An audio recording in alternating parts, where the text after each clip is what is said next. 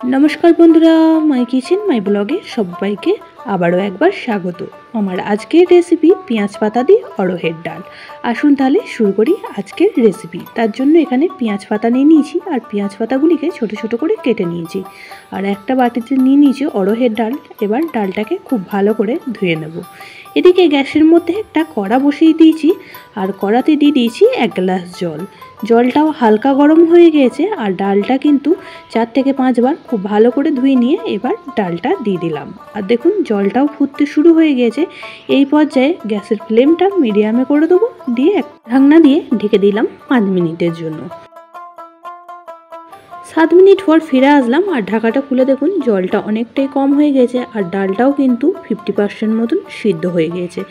এই পর্যায়ে এবার আমি যে পেঁয়াজ পাতাগুলিকে ধুয়ে রেখে দিয়েছিলাম সেই পেঁয়াজ পাতাগুলি অ্যাড করে দিচ্ছি। তাতে করে ডালটাও সিদ্ধ হতে হতে এদিকে পেঁয়াজ পাতাগুলিও খুব সুন্দরভাবে সিদ্ধ হয়ে যাবে। একটা চামচের সাহায্যে খুব ভালো করে মিশিয়ে নিচ্ছি। ভালো করে মিশিয়ে নিলাম আর এখানে হালকা গরম জল আবারও 1 গ্লাস অ্যাড করে দিলাম। তাতে করে ডালটা আর শাকটা খুব সুন্দরভাবে সিদ্ধ হয়ে যাবে।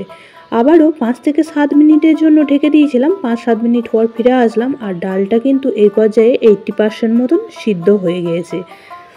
এবার আরও কিছু উপকরণ আমি এই পর্যায়ে অ্যাড করে দিচ্ছি। দিয়ে দিচ্ছি একটা টমেটো আর দিয়ে দেব 2টো কাঁচা লঙ্কা চিড়ে রেখেছিলাম, সেই কাঁচা লঙ্কাটা দিয়ে দিলাম।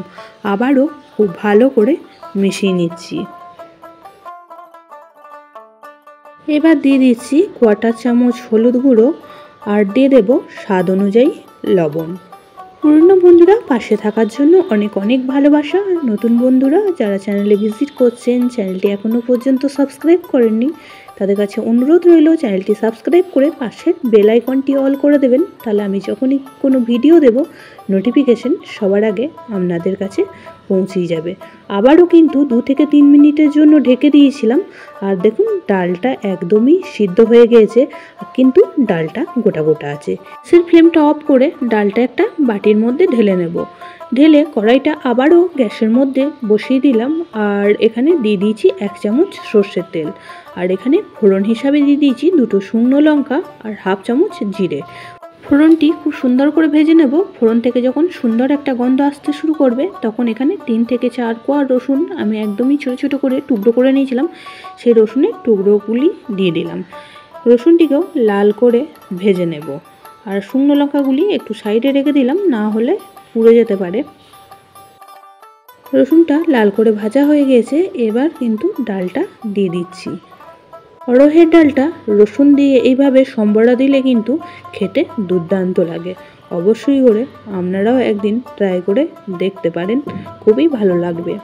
আর এই ডালের রেসিপিটি আপনারা ভাত রুটি সব কিছুর সাথেই কিন্তু পরিবেশন করতে পারেন, খেতে কিন্তু দুর্দান্ত হয়।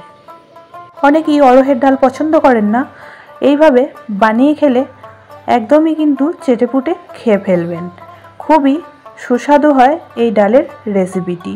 খুব ভালো করে নাড়াচাড়া করে দিচ্ছি আর নাড়াচাড়া করে এবার গ্যাসের ফ্লেমটা অফ করে দেব আর ডালটা একটা বাটির মধ্যে নামিয়ে নেব। নামাবার আগে আবারও একবার আপনাদের দেখিয়ে দিচ্ছি ডালটা সিদ্ধ হয়ে গেছে, কিন্তু একদমই গোটা গোটা আছে। এইভাবেই কিন্তু রান্না করলে খেতে বেশি ভালো লাগে। আজকে অরহর ডালের রেসিপিটি আপনাদের কেমন লাগলো অবশ্যই কমেন্ট বক্সে জানাবেন। বেশি ভালো লেগে থাকলে একটা শেয়ার করে দেওয়ার অনুরোধ রইল। সবাই খুব ভালো থাকবেন, সুস্থ থাকবেন। আবারও দেখা হচ্ছে অন্য কোনো ব্লগ বা রেসিপির সাথে। ততক্ষণের জন্য সবাইকে টাটা, বাই বাই।